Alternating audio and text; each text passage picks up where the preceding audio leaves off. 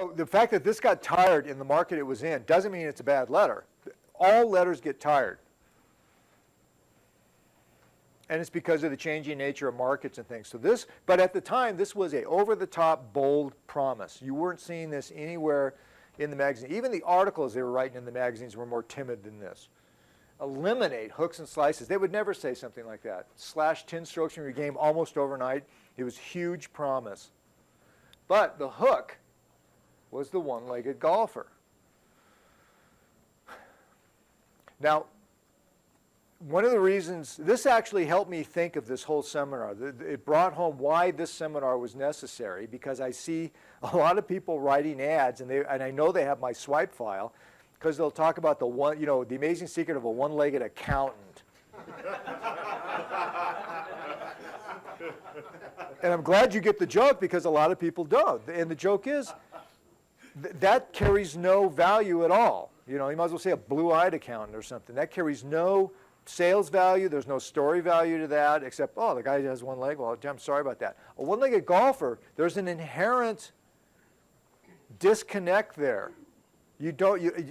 Try to imagine a one-legged golfer, a guy swinging the golf club. And of course, I think a lot of you have heard the story of this, but this is a good example of sales detective work. I mean, this was the first product that they had on golf. It was going to be a golf instructional manual. And I talked to the talent, who was a wacky guy.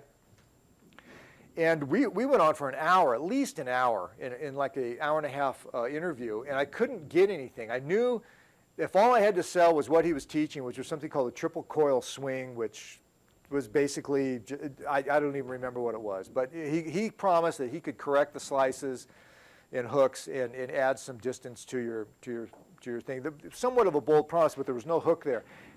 Way into the conversation, I had the good fortune to ask him where he got the inspiration for this teaching. And he said he was following a group of guys, golfers. One of them was a one-legged golfer.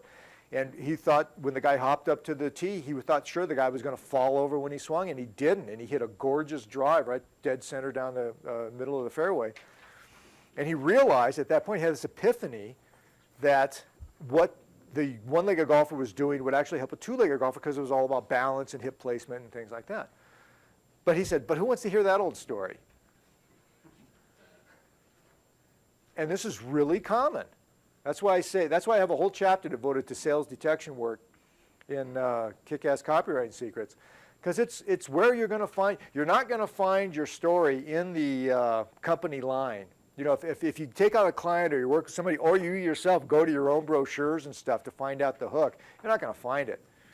You're going to find it by talking to the secretaries. You're going to find it by the guys who have the feet in the street, the salesmen doing it. You're going to find it from the guy who invented the product in the first place, or the guy who put it together. Or if you're your own boss and you're writing for yourself, you may have to go outside of yourself to find out.